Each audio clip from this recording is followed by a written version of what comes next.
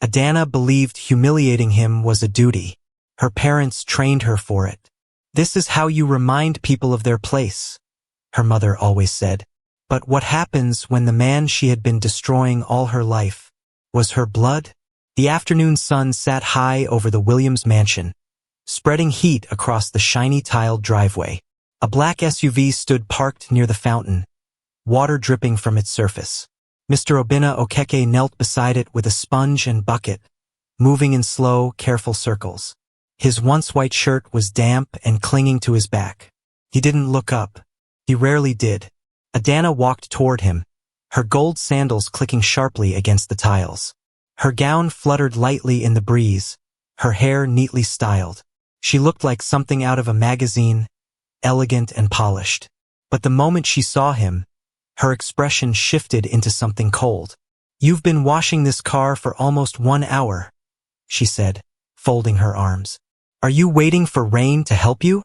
Mr. Oena paused and wiped his forehead with the back of his hand. "I'm almost done, madam," he said quietly. "Just finishing the front bumper." "Almost done," Adana scoffed. "Does almost mean you enjoy wasting my family's time? Or does it mean you're slow?" He lowered his gaze. "I will hurry, madam." "You should have hurried from the beginning," she snapped. "Do you think this is your village compound?" From the balcony above, Teresa Williams watched with satisfaction, one hand resting lightly on the rail. Her gold bracelets glimmered in the light. "That's right," she murmured to herself. "Show him where he belongs." Inside the house, Chief Williams could be heard giving orders to staff, his voice firm and commanding. His presence seemed to hang in the air, even when he wasn't seen. Adana stepped closer to Mr. Oena. "You didn't even rinse the soap properly here." She pointed to a barely visible spot. "Are you blind?" "No, madam," he said, keeping his tone steady. "I'll fix it now." He dipped the sponge back into the bucket. The water inside was turning gray. His hand trembled slightly as he worked. "Look at you," Adana said, her voice sharp. "Always looking tired. Always breathing like the world is ending. If you can't handle simple work, why are you here?" He didn't answer. He simply rinsed, wiped, and rinsed again. She hated that silence. It made her feel like she wasn't being heard. "I'm talking to you," she shouted. He stopped and slowly lifted his eyes to hers. There was no anger in them, no challenge, just something old and heavy. "I am sorry, madam," he said. Something in that calmness irritated her even more. She knocked the bucket with her foot, tipped, spilling water across the tiles. "Clean that," she ordered, "and start again. The whole car." From the balcony, Teresa smiled a little. "Good girl," she whispered. A garden boy nearby flinched but said nothing. The entire mansion staff had learned the same rule. Do not interfere in how Adana treated the security man. Mr. Oena stood up slowly, his knees stiff. He took the empty bucket and walked to refill it from the outdoor tap. Adana watched him go, chin lifted high. But deep inside her chest, so deep she couldn't name it, something shifted. A very small, very faint uncertainty came and went in one heartbeat, like a blink. She ignored it. When Mr. Oena returned, he knelt again, dipping the sponge into fresh, soapy water. His hands moved carefully, the movements slow but precise. He had done this work every day for 2 years. He knew every curve of the car's body, every place dust liked to hide. Adana stood over him, arms crossed. "My father wants to take this car to a meeting later. If it is not sparkling, if a single spot shows, you will answer to him. And you know how he handles disrespect." At the mention of Chief Williams, Mr. Obena's shoulders stiffened slightly. But he nodded. "I will do it well, madam." "You better." The sound of the sponge sliding across metal filled the driveway. Water pooled under the tires and ran in thin rivers toward the drainage. The sun glinted off the windows, warm and sharp. Adana checked her reflection in the car door. She adjusted her hair, then looked down at him again. "You never talk," she said suddenly. "Why? You don't have anything to say." He paused. The water dripped from the sponge into the bucket. For a moment it looked like he might speak. His lips parted. Then he swallowed it back. "It is not my place to speak, madam," he said softly. Adana didn't know why those words bothered her, but they did. She opened her mouth to say something else, something sharp, but Teresa's voice called from the balcony. "Adana, leave him. Come inside and prepare. You have visitors later." "Yes, mummy," Adana called back, her voice slipping instantly into obedience. She took one last look at him, still kneeling, still quiet, still enduring. She turned away and walked into the house. Behind her, Mr. Oena exhaled. A long, tired breath he had been holding all day. He looked at the car, then at the door she had disappeared through, and very slowly, very quietly, he smiled a sad, private smile no one saw, because she had her mother's walk, and that walk used to lead back to him. The honk of a horn cut through the compound like a slap. A white SUV rolled to a stop by the fountain. Chioma jumped out, waving her phone. "Ada, open the gate now. Your security almost delayed me." Adana flicked her eyes at Mr. Oena Okeke, who was bent over the black Bentley, sweat running down his temples as he scrubbed the rims. "Did you hear that?" she said coldly. "Hurry up." "I'm almost done, madam," he replied, breath steady, hands firm. He didn't look up. "Almost is not done," Adana said. "Water spots are still there. Must I always teach you?" Chioma slowed, her smile fading. She watched the way Adana stood, arms folded, chin high, voice sharp. She watched the way the man kept working, careful, silent, like he was carrying a secret and a weight together. "Adana," Chioma said softly, stepping beside her. "Calm down. The car is already clean." "Don't interrupt," Adana said, eyes still on the rims. "Mr. Okeke, how many minutes have you spent here?" 12 minutes, he answered. "And how many did I give you?" 10. "So you failed," she said, "because you don't take instructions." Chioma's forehead pinched. "A beg. It's just 2 minutes." "Chioma," Adana snapped. "Please, he works here. He knows the rules." Mr. Okeke rinsed the wheel, wiped it, moved to the next. His fingers were careful, respectful. He didn't defend himself. He didn't throw words. He just worked. "Lift your head," Adana said suddenly. He paused, then raised his face. His eyes were tired but gentle. "Why are you slow?" she asked. "I prefer to do it well," he said. "You prefer to disobey," Adana shot back. "Next time, keep to time." Chioma's jaw tightened. She slipped off her jacket, dropped her bag on the hood, and reached for the second bucket. "Give me the sponge." Adana stared. "What are you doing?" "Helping," Chioma said. "If time is the problem, let me help." "Chioma, stop it now," Adana said. "You'll stain your clothes." "It's fine." Chioma crouched and started scrubbing the second rim. Quick small circles, water splashing her arms. "Sir, pass me the microfiber." Mr. Okeke hesitated, then handed it over with a quiet, "Thank you." Adana scoffed. "Both of you want to annoy me this morning." Chioma looked up at her. "No, I want to be human." Silence hung. The only sound was water dripping and the soft rasp of sponge on chrome. Mr. Okeke rinsed. Chioma wiped. They worked like a team that had practiced for years, yet they had just met. People passing in the compound slowed to watch. "Enough," Adana said finally, uncomfortable with the eyes. "Drop it. Both of you." Chioma stood, breath light. "The car is clean." Mr. Okeke rinsed the last streak and stepped back. "It is, madam." Adana looked from the shining rims to Chioma's wet hands. Irritation and something else, something small and strange, pushed against her chest. "Go and change," she told Chioma. "I'll meet you inside." Chioma nodded, then turned to the security man. "Sir, are you okay?" "I'm fine," he said. "You didn't do anything wrong." He gave the faintest smile. Sometimes doing right still looks wrong to someone. Chioma glanced at Adana, then back at him. "What's your name?" "Oena Okeke." "Okay, Mr. Okeke," she said gently. "Thank you." He nodded and gathered the buckets. As he turned, Chioma lowered her voice. Can I ask you something? Why do you endure it? The way she talks. The pressure. He paused. For the first time, he looked like a man deciding whether to open a door he had kept locked for years. Because I made a vow, he said. What vow? To never throw my pain at people. He swallowed. I almost had a daughter your age. Chioma's eyes widened. You have a daughter? I almost did, he said, voice steady but lower. My ex-wife. There were complications during childbirth. They told me I lost them both. He looked at the wet ground. Since then, I work. Keep my head down. I don't want trouble. If I have to wash 1,000 cars to keep peace, I will.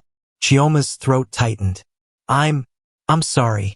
He nodded once, like a man who had carried that sorry for years and learned to keep moving. It was a long time ago. Adana cleared her throat sharply. Chioma. Chioma flinched, then forced a small smile at Mr. Okeke. Thank you for telling me. She jogged toward the house. Adana waited until she reached the steps. Then she shot the man a look that said the conversation had offended her order. Back to your post. Yes, madam, he said. Inside, Chioma found Adana tossing her wet jacket into a laundry basket. Why did you talk to him like that? Chioma asked, still breathless. Because he was slow, Adana said. Don't start. 2 minutes, Ada. Chioma, please. My mother says when you leave room, people take advantage. Chioma moved closer. He told me something. She kept her voice soft. He almost had a daughter our age. He lost her and the mother during childbirth. Adana blinked. The sentence didn't fit into the neat box where she kept security man. Slow, stubborn, needs pressure. It hung in the air like a bell that refused to stop ringing. And so, she said, but the edge in her tone had thinned. It means he's not just a uniform, Chioma said. He's a person who has suffered.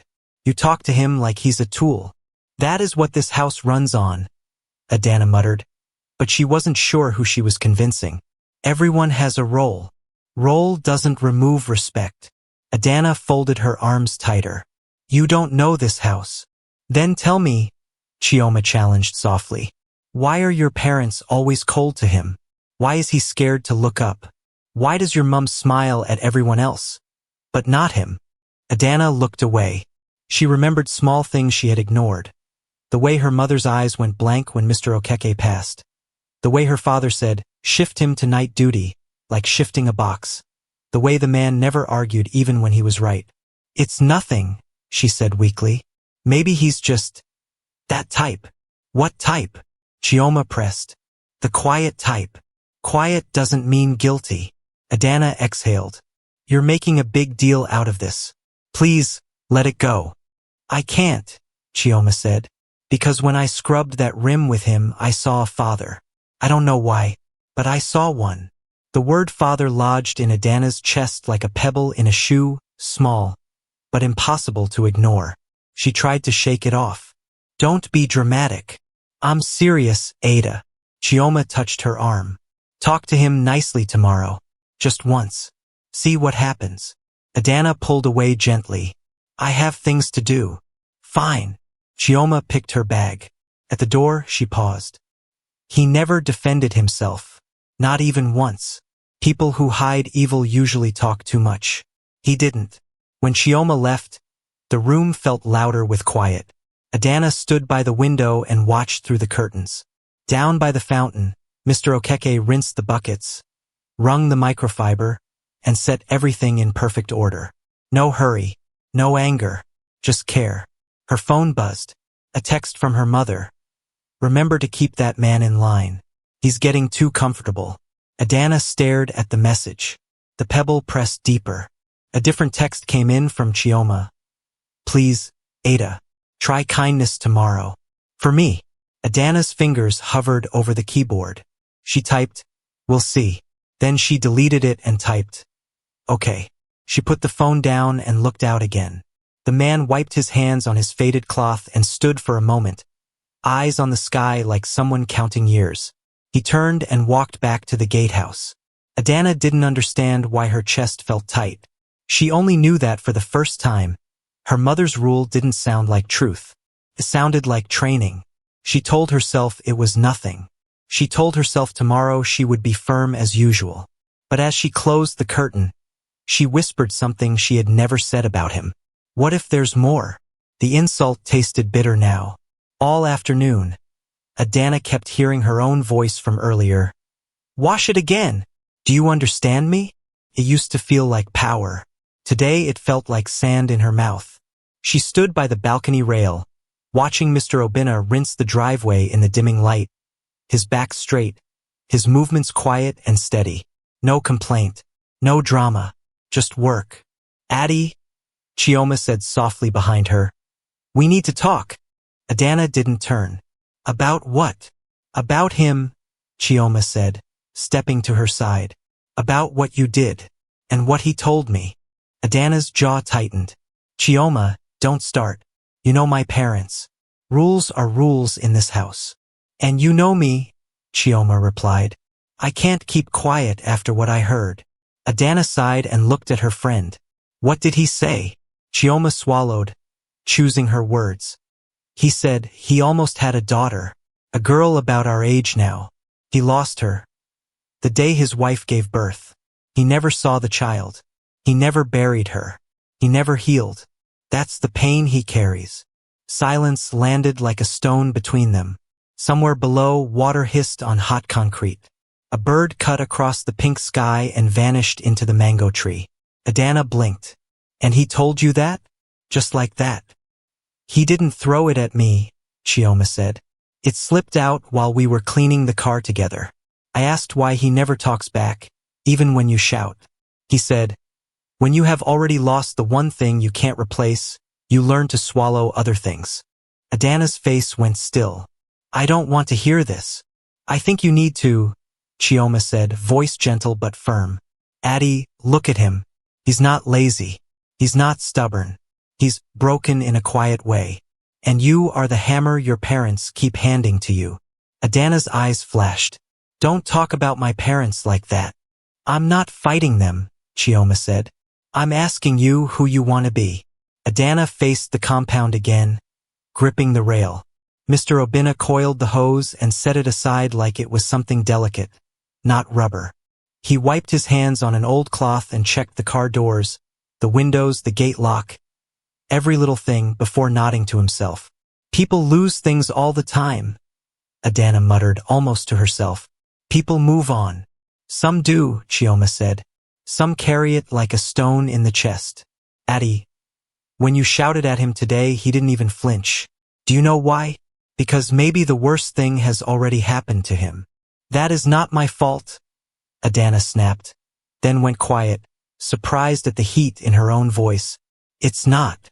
I didn't say it is, Chioma replied. I'm saying you have a choice. You can keep acting like this doesn't matter. Or you can ask why it does. Down below, the kitchen door opened. Teresa Williams stepped out, elegant even in house slippers, and called up, Adana, dinner in 20 minutes. And tell your friend she's staying. It's late. Yes, Mummy, Adana answered quickly. Teresa turned to leave, then paused, looking across the compound at Mr. Oena. Her face hardened for a split second, a look Adana had seen before, cold, tight, controlled. Then it was gone. Teresa re-entered the house. Chioma noticed. She looks at him like he's a stain. She says he's troublesome, Adana said. She says he always brings misfortune. From what I saw today, he only brings a bucket and a rag, Chioma said. Addie, I told you because you're my friend. Do with it what you want. But I think the story he's carrying is bigger than the way you talk to him. Adana pressed her lips together. You're making me feel like a villain. I'm making you feel, Chioma said. There's a difference. They went downstairs. As they crossed the foyer, Chief Williams' deep laugh rolled out from his study. He stood by the bar table, on a call, a glass of something brown in his hand. No, make it Tuesday, he said into the phone. And double the offer. If they hesitate, we walk. He saw the girls and smiled at Adana, proud and possessive. 8 a.m., he said warmly. How was your day? Fine, Daddy, she said automatically. Good girl, he replied, then turned back to his call, the smile fading to that sharp business face. Tuesday. Final. They moved to the dining room. The table glittered. The food smelled rich. But Adana's appetite was missing. Teresa was already seated, scrolling on her phone. Where's that man? She asked without looking up. Which man? Adana said. The security, Teresa answered. He knows he must check the generator before dinner. I don't want any nonsense when guests start calling. I'll tell him, Adana said quickly, rising before she knew why. Outside, dusk had settled. The compound lights washed everything in a soft yellow. Adana found Mr. Oena by the generator house. Already there, already checking oil levels, already tightening a small bolt with careful fingers. She stood a few steps away, unsure. He noticed her and straightened. Good evening, madam. For a second, the lines of power felt thin. She saw the gray at his temples, the tired kindness in his eyes, the way he always kept a little distance, like he knew he wasn't welcome to take up space. The generator, she said, falling back into habit. Make sure it doesn't fail. Yes, madam, he said. She didn't move. You work late. He nodded. The house must sleep well. And you? She asked before she could stop herself. Do you sleep well? He hesitated. I sleep enough to work again. Something in her chest pinched. She almost said sorry. The word felt too big, too sudden. Instead she said, Tomorrow morning, the cars must be ready by 8. My father has a meeting. Yes, madam, he said, voice calm as always. She turned to go, then paused. Do you? She stopped. The question sounded strange in her head. Do you miss your daughter? Do you think of her? Do you hate me? She swallowed all of it. Never mind. He gave a small nod, like he understood the words she could not say. Good night, madam. Back inside, Chioma watched her return to the table. You went to him. I told him about the generator, Adana said, sitting. And? Chioma asked. And nothing, Adana said, picking up her spoon. Let's eat. Dinner clinked and murmured around them. Chief Williams joined, kissed Teresa's cheek, asked Adana about a planned charity gala, praised her dress, told a joke about a rival's failed deal. Everyone laughed. Adana smiled when expected, but her mind kept drifting to the generator house, the careful hands, the voice that never rose. After dessert, Chioma leaned closer. You're thinking about him. I'm thinking about what you said, Adana admitted. About losing a child. Chioma nodded. It changes people. Adana's gaze slid to her mother, who was now telling Chief about a new decorator. For a heartbeat, Adana imagined Teresa younger, softer, different. The thought felt wrong. She pushed it away. Addie, Chioma whispered. If you ever want to ask him more, I'll go with you. Ask who? Teresa's voice cut in, sharp but smiling. No one, Adana said quickly. Just girl talk. Teresa studied both faces for a second. Then she touched Adana's hand. Remember, some people in this house have long history. It is not your business. Focus on your future. My future, Adana repeated, as if trying to remember what it looked like. That night, in her room, the city lights brushed the curtains. Adana sat on the edge of her bed, phone in hand, staring at nothing. The day felt heavy, like a secret knocking at a locked door. She heard Chioma brushing teeth in the guest room, humming. She heard distant footsteps in the compound. Mr. Obena's last rounds. Steady, patient, invisible. Adana lay back and covered her eyes with her forearm. Who do I want to be? She whispered into the quiet. No answer came. Only the soft hum of the generator, faithful as a heartbeat, carried by the hands of the man she had been trained to humiliate. She breathed in, slow and careful. Tomorrow would come, and with it a choice. For now, she let the question sit. Uncomfortable, alive, refusing to leave. And that was where the night left her. Not changed yet, but no longer the same. Adana couldn't unsee the photograph. It was small, old, and half-torn at the edge, but the faces were clear. Her mother, Teresa Williams, smiling in a cheap studio dress. And beside her, Mr. Obinna Okeke, younger, proud, holding Teresa's waist like a husband does. There was no mistake. It wasn't friendship. It was closeness. It was something real. Her hand shook as she slid the picture back into the dusty envelope she had found at the bottom of an old trunk in the box room. She heard footsteps in the corridor and quickly tucked the envelope under her blouse, pressing it flat against her skin. Adana? Her mother's voice floated near. What are you doing in that room? Looking for old frames, she said, forcing a calm tone. Daddy wants to change some artwork. Teresa poked her head in, scanned the mess, and smiled. Don't dirty your hands. Let the staff do it. Adana held her breath until her mother left. Then she slipped out, heart pounding, and headed straight for the one person who always knew family things nobody else said out loud, Auntie Gozi. She found her auntie in the back kitchen, peeling plantain with slow, careful strokes. The small radio on the shelf played low-life gist from a morning show. When Gozi saw Adana, she smiled. My fine girl, you are up early. Hungry, Auntie, Adana said, closing the door behind her. I need to show you something. Gozi's eyes narrowed. What is it? Adana pulled the photograph from her blouse and laid it on the table. Gozi did not touch it. She only stared, and the plantain knife went still in her hand. Auntie, Adana whispered. Why is my mother in a couple photo with Mr. Okeke? Gozi's mouth tightened. She looked at the door, then at the radio, then reached up and switched it off. The kitchen fell silent. Where did you get this? In the box room. Old trunk. Auntie, tell me the truth. Gozi sank into a chair like her legs were suddenly weak. Adana, some truth spoils sleep. Are you ready? Please, Adana said. I can't breathe if I don't know. Gozi picked up the photo now very gently, as if it could burn her fingers. Your mother will never tell you this. Your father, Chief Williams, will do everything to bury it. But I am not blind, and I am not a coward. She lifted her eyes to Adana. Teresa and Obinna were once husband and wife. Adana's throat went dry. Auntie, don't. They married when they were very young. Before money, before mansion, before any chief. They loved each other. I was there. I tied Gelly at the small court wedding. We ate jollof in plastic plates. Adana blinked fast. No, my mother hates that man. She trains me to shame him. She calls him low. Gozi nodded slowly. Life changes people. Money changes them faster. Adana grabbed the back of a chair. What happened? Their marriage had problems, Gozi said.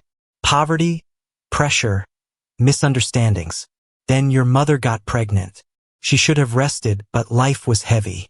Around that time, Chief Williams started hovering. He was already rich, already shining.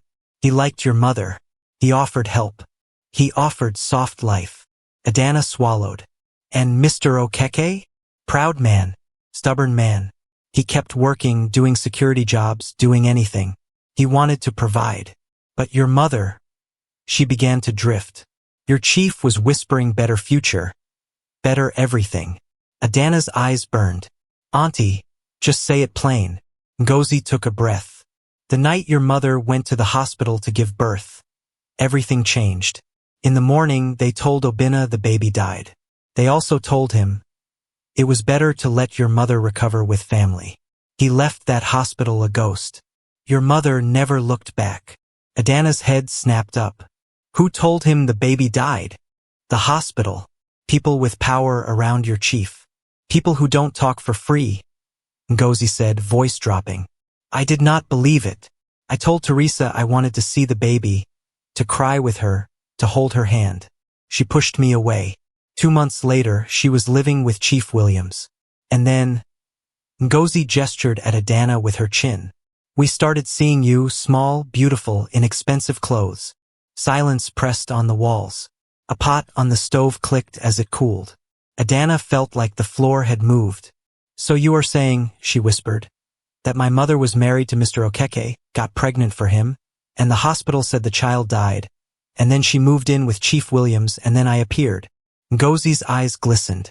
I am saying there are gaps. Big ones. And your parents guard those gaps with money and fear. Adana's breath quickened. Auntie, this can't be true. Can't. My father is Chief Williams. Ngozi tilted her head.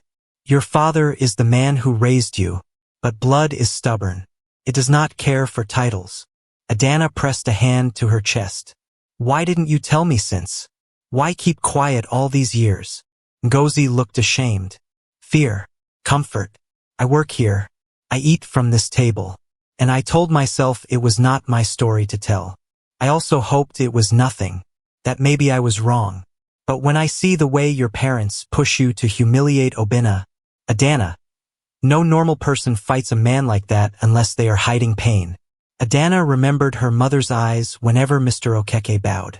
She remembered the tight smile, the quick turn away. She remembered her father's voice. Put him in his place. She swallowed. Auntie, did Mr. Okeke know? Did he suspect? Ngozi shook her head. If he knew, he would not stand here like a man who lost his whole life. He is carrying grief everywhere he goes. I see it in his shoulders. Adana felt shame burn her cheeks. I have been cruel to him, she said quietly. I thought I was proving I was strong. I thought I was obeying my parents. But if he, the words broke. Ngozi rose and held her. My child, you did what you were taught. Now you know better. What you do next will show who you are, not who trained you. Adana pulled back, wiping her eyes. I need proof. I need to be sure. I need more than a photo and old stories. Ngozi nodded. Then look where rich people hide their sins. In files, in records, in rooms they lock when everybody sleeps. Adana straightened. Her heartbeat steadied into a cold drum. Auntie, will you help me? I will guide you, Ngozi said. But be careful. Your parents are not small people. If you push carelessly, they will break you. Adana picked up the photograph and slid it back under her blouse. Felt heavier now. I'm not afraid of truth, she said, even though her hands were shaking. I'm afraid of living a lie and calling it family. Ngozi touched her cheek. Then ask the right questions. Start small. Watch their eyes when you mention dates. Watch how they change topic. Follow their fear. Adana nodded. She turned toward the door, but stopped. Auntie, if this is true, what will I even say to him? To Mr. Okeke? Ngozi's mouth trembled into a sad smile. You will say, I'm sorry, and you will listen. The rest will come. Adana stepped out into the corridor where the mansion's cold air met her face. Somewhere outside, she heard a hose running and a soft, steady scrubbing on car metal. Mr. Okeke was at his duty post, as always. She didn't walk to him. Not yet. Not until she had proof. She walked instead toward her father's study. The room with the heavy safe, the leather folders, the keys nobody touched. She moved like a shadow along the wall, her heart loud in her ears. If there was truth to find, she would find it. And when she did, there would be no going back. The house was quiet, the kind of quiet that feels like it is watching you. Adana waited until night fully settled. She sat on her bed pretending to scroll her phone while the house moved through its routines. Dishes being washed, doors closing. Her father's deep laughter echoing briefly from downstairs, then fading. Finally, footsteps slowed. Lights clicked off one by one, and the mansion began to sleep. Only then did she stand. She moved barefoot, careful, every sound feeling too loud. Adana slipped out. The hallway felt endless. The portrait stared at her as she passed. Her mother's perfect smile, her father's confident eyes. They looked like rulers in a palace, not parents in a home. When she reached the study door, she paused, listening. Silence. She pushed the door open slowly. The study was cold, smelling of leather and old cologne. Bookshelves lined the walls. A mahogany desk sat at the center. A golden lamp cast a soft glow on polished wood. Everything in the room was neat, controlled, untouched, except the bottom drawer. The one with a lock. Adana remembered something. Her father always left his key inside a small ceramic bowl on the shelf when he returned home, almost carelessly confident no one would dare touch it. She checked. It was there. Her fingers trembled as she slid the key into the drawer lock. For a moment it didn't turn. Her breath caught. Then click.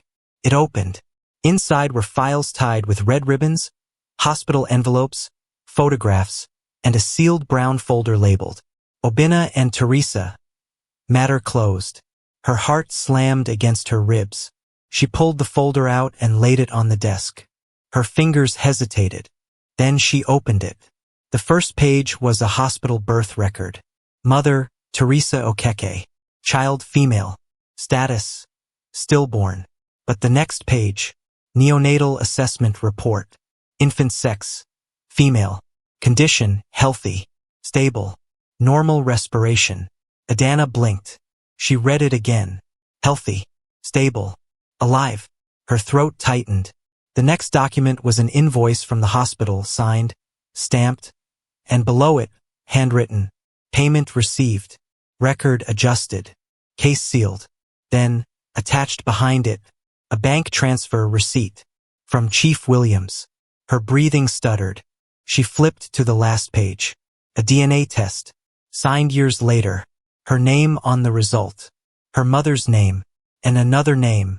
Biological father, Oena Okeke. The paper shook in her hands. No. No. She whispered, stepping back. No. This is not real. But it was. Everything lined up. Everything made sense now. The hatred. The distance. The shame. The silence.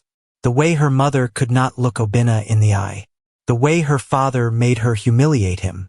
It wasn't discipline. It wasn't upbringing. It was a cover-up. Punishment. Fear. Her entire life. The story she was told of her parents, of where she came from, was a lie carefully stitched together like fabric stretched over a wound no one wanted to heal. She pressed her hand to her chest. Her heartbeat felt wrong, too fast, too loud. A voice at the door made her jump. Adana? She spun.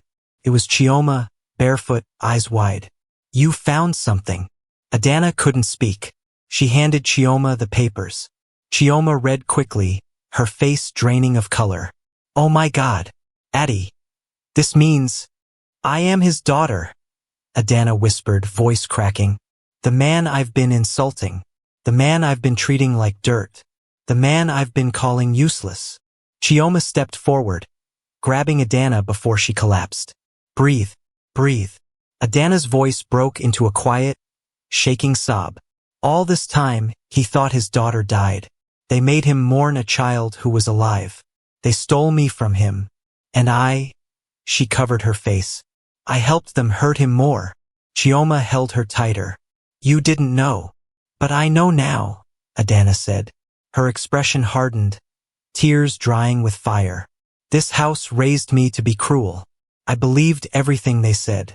I believed I was better. But I was humiliating my father. Her voice cracked again. My real father. Chioma swallowed. What are you going to do? Adana wiped her face, her hands trembling but her eyes sharp. I will not let them hide this anymore. She gathered the documents, her movements sudden and purposeful. I need to talk to him, she said. Not yet, Chioma warned gently. You are shaking. He is fragile. This will break him. You need to confront your parents first. In daylight. With the truth in the open. Adana froze. Her parents. The people she had trusted. The people who taught her how to walk, how to speak, how to treat others. People who stole her from her own blood. From a man who had nothing but love. Anger rose slow, heavy, and deep. Not loud. Not wild. Cold. Steady. I will confront them, she said. I don't care how powerful they are. I don't care who they know. I will not live my life as a lie. Chioma nodded, squeezing her hand. Then we stand together. Adana looked at the door. Tomorrow would not be peace. Tomorrow would not be calm. Tomorrow would tear the house open. And nothing would ever be the same again. The morning came too quickly. The house was bright, calm, and expensive looking as always. But Adana felt like there was a storm in her chest. She held the brown folder under her arm like it was fire. Chioma stood beside her in the hallway, quiet, steady. Are you sure? Chioma whispered. Yes, Adana said. I can't pretend anymore. They walked toward the dining room. Chief Williams and Teresa were already seated. Teresa was pouring tea with her usual grace. Chief was scrolling through his tablet, discussing business in a calm tone with someone on the phone. When he saw Adana, he ended the call. My daughter, he said warmly. Come and eat. Adana didn't sit. Teresa's eyes rose from her cup. What is wrong with your face? Have you been crying? Adana placed the folder on the table. We need to talk. Chief Williams leaned back slightly. Teresa's expression didn't change, but her eyebrows did. Just a very small, sharp lift. About what? She asked. Adana opened the folder. One by one, she placed the documents on the table. The original birth record, the neonatal health report, the bank transfers, the signed bribe confirmation, the DNA test. The house went silent. Teresa's hand froze halfway to her teacup. Chief's jaw stiffened. He didn't say anything. Adana's voice was low, controlled, but shaking underneath. Why didn't you tell me I was his daughter? Teresa inhaled sharply, like the air had turned cold. Who told you to go looking through things that do not concern you? So it's true, Adana whispered. Chief finally spoke, voice deep and slow. Adana, sit down. No, her voice cracked. You lied to me, both of you. My whole life I have been insulting that man, treating him like filth because you told me to. Tell me why. Chioma stepped forward slightly, but Adana lifted a hand. She wanted the truth to look only at her. Teresa placed her teacup down very carefully, like control was the only thing she had left. Fine. You want the truth? Here it is. I was married to him. We were young, poor, struggling. I was tired of suffering.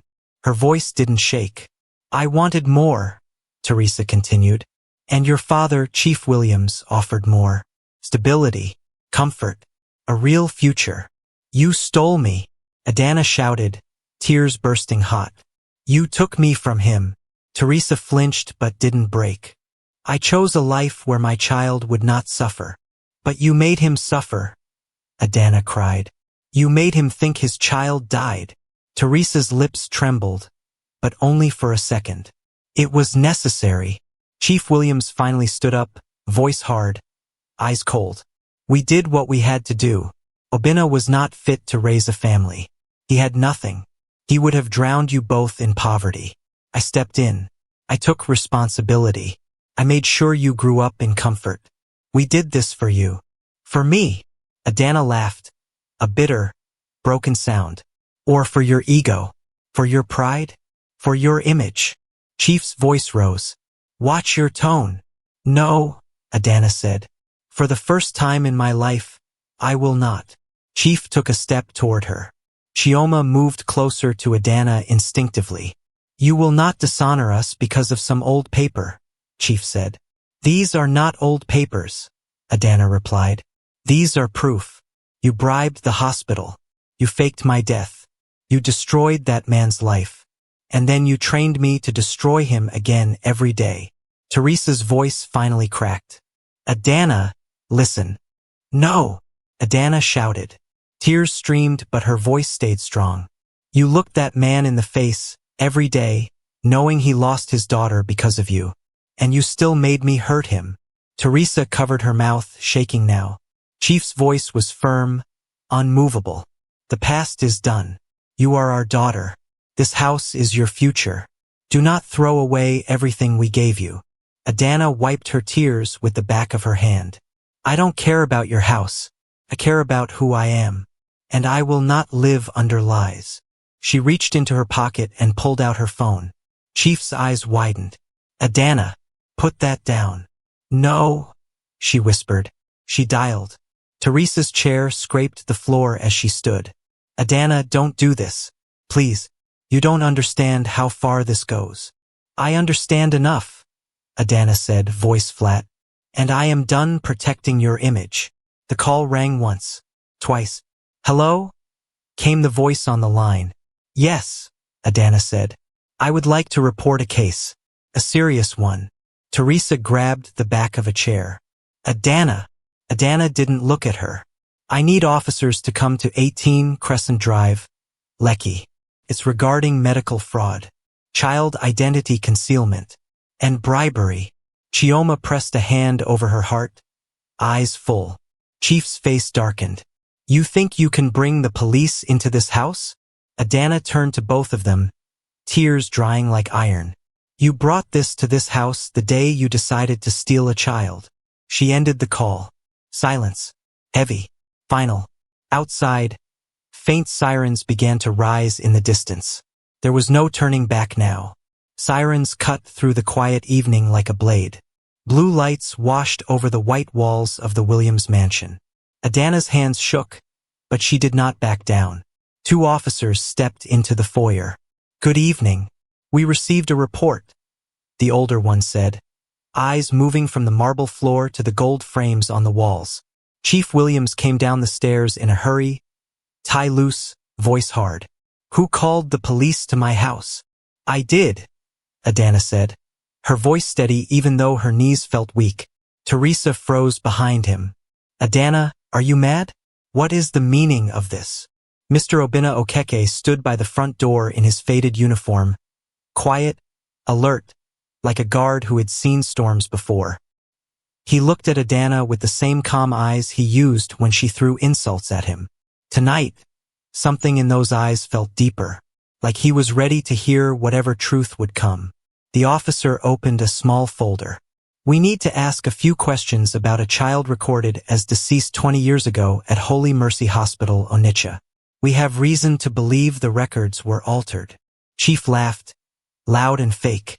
Officer, this is nonsense. You have the wrong address. Adana took a breath. No, Daddy.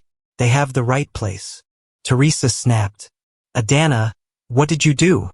I looked, Adana said, lifting a brown envelope. I found old photos, documents, receipts from Holy Mercy, payments made to 2 staff members, a nurse and a clerk. I called the hospital. I traced the names. One of them confessed on a recorded call. She said she took money to mark a living baby as dead. Chief's face tightened. Enough. Why? Adana shouted, the word breaking in her throat. Why did you need me to hate him? Why did you train me to call him names? Why did you tell me a lie about who I am? Silence spread through the foyer. Even the house seemed to hold its breath. The officer looked at Chief and Teresa. We will need statements. Now. Teresa's lips trembled. Please. This is a family issue. Ma, the officer replied softly. It stopped being private the day a hospital record was changed for money. Adana turned to Mr. Okeke. Sir, please come inside. He hesitated. I am on duty. Tonight, your duty is to hear the truth, she said, tears finally slipping down her face. Please. He stepped forward, hands clasped behind him out of habit. I am listening. Adana faced her mother. Mummy, tell him. Teresa's eyes wavered.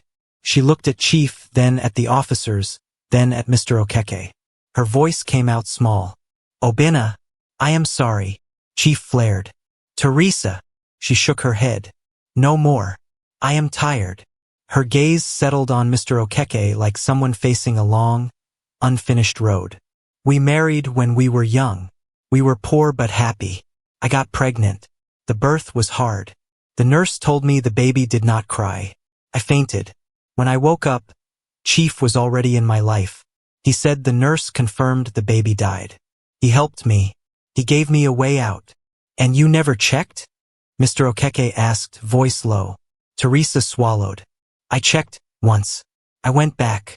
The records were clear. Stillbirth. I told myself to forget. Then I met him again. She nodded at Chief. And he gave me a life I could not imagine. I told myself, it was God. Adana opened the envelope and spread copies of documents on the hall table. Mummy, the nurse said she took 50,000 naira to change the record. The clerk changed the ledger. Chief's driver at the time delivered the cash. I found the driver's signed IOU in Daddy's old files. The signature matches. Chief's jaw locked. Do you know who you are talking to? Do you know what you're accusing me of? I know what I am reading, Adana replied. And I know what I feel. My life has been one long script of your anger. You told me to crush people so they never rise. You told me to make this man an example. But why him? Why always him? She pointed at Mr. Okeke, voice breaking. Because you took his life. You took his child. The officer cleared his throat. Chief Williams, Teresa Williams, we need you to come with us to give statements at the station. If you refuse, we will. I will go, Teresa said quickly, as if surrender was the only honest thing left. Chief lifted his chin. I am not going anywhere. The younger officer stepped forward. Sir, don't make this difficult. Adana moved between them. Wait, please. She turned to Mr. Okeke, eyes red. Sir, my name is Adana Teresa Williams. I am 20. My birth certificate shows Holy Mercy Hospital. The date matches your wife's delivery. Auntie Gozi confirmed you and Mummy were married. I think, her voice shook, I think I am your daughter. Mr. Okeke's face did not move for a long second. Then his breath left him like a man who had been holding it for years. He touched the table, steadying himself. Say it again, he whispered. I think I am your daughter, Adana said, tears spilling freely now. I am sorry. I am so sorry. For everything. For the names. For the water I poured on you. For the orders. I did not know. I swear, I did not know. He looked at her properly, as if a veil had lifted. Adana, he said softly, testing the name like it was both new and familiar. My Adana. Chief barked a laugh, cruel and shaky. This is drama. Cheap drama. The officer faced him. Sir. Teresa's shoulders collapsed. Obina, it's true, she whispered. I am a coward. I ran from the truth because I wanted to live a soft life. I let a lie grow into a wall. Forgive me if you can. Mr. Okeke's eyes glistened, but his voice stayed steady. There is a test for this. We will do it. But my spirit already knows. He faced Adana again. I have prayed every night for 20 years. I asked God if my child had a name. He kept giving me one word in my heart. Daughter. Not dead. Daughter. Adana covered her mouth. Daddy. The word came out before she could stop it, surprising even her. Chief slammed his fist on the banister. Enough. You will not call him that in my house. The older officer stepped between them. Sir, please calm down. We are leaving for the station. Right now. Adana faced Chief and Teresa. Her voice was firm. I am going with them. I will give my statement. I will show everything I found. Chief stared at her like she was a stranger. You would ruin your family? My family was ruined the day a living baby was called dead, she said. Tonight we fix it. She turned back to Mr. Okeke. I know I do not deserve forgiveness. I know I hurt you many times. I did it to please people who lied to me. Please, I am begging you. Don't throw me away because of what I did not know. He studied her, the way a father studies the face of a child he has only seen in dreams. Slowly he nodded. I do not throw away what God returns. I forgive you. His voice broke at last. If you are mine, then you have always been mine, even when I did not see you. Adana sobbed and stepped into his arms, careful, unsure, then sure. He held her with the careful strength of a man holding a miracle. Teresa cried into her palms. Chief looked away, jaw tight, eyes burning with a stubborn fire that could not hide fear. The officers gave them a small space. Then the older one spoke. We'll need everyone to come with us now. Adana wiped her face and stepped back, fingers still clutching Mr. Okeke's sleeve like an anchor. We will go, she said. All of us. Mr. Okeke nodded. All of us. As they walked toward the door, the mansion felt different, like a stage where the old script had ended. Outside, the night air was cool. The blue lights still turned the walls into water. Adana glanced at Mr. Okeke, and he gave a small, broken smile. Tomorrow, he whispered, We will talk. Tomorrow, she whispered back. And for the first time in her life, the word did not sound empty. It sounded like the beginning of truth. The next morning was quiet, not heavy like the days before, but calm. The house was empty now. Chief Williams and Teresa were away dealing with the police and court matters. Their absence did not feel like loss. It felt like space to breathe. Adana walked slowly toward the gatehouse. She found Mr. Oena sitting on a small wooden stool, reading a tiny Bible with worn edges. He looked up when she approached. His eyes were soft, kind, open. She didn't speak at first. She just knelt in front of him. Not in humiliation, but from her heart. I didn't know, she whispered. I didn't know you were my father. I didn't know what they did to you. But I know now. And I am sorry. I am so sorry. Mr. Oena closed the Bible and set it aside. His hands trembled only a little as he lifted her chin. My child, pain is not your fault. You lived the story they gave you. But now you know the truth. And truth is the beginning of healing. Tears fell, but this time they were gentle. Do you still want me? He gave a small, fragile smile. I prayed for you every day for 20 years. Even when I thought you were gone. I never stopped being your father. So yes, I want you. I choose you. She fell into his arms, and he held her tight, like something that had been lost and found, broken and finally restored. Chioma stood nearby, watching them with tears in her own eyes. She didn't interrupt. She simply smiled, grateful. When they pulled apart, Adana took his hand. Let's leave this house, she said softly. Let's start again, not as guard and madam, but as father and daughter. He nodded, slowly, like absorbing the meaning of a miracle. Together, he said. They walked out of the mansion gates side by side, not looking back. No cars, no guards, no gold, no noise. Just a father and his daughter, stepping into the world. Finally free, finally seen, finally home.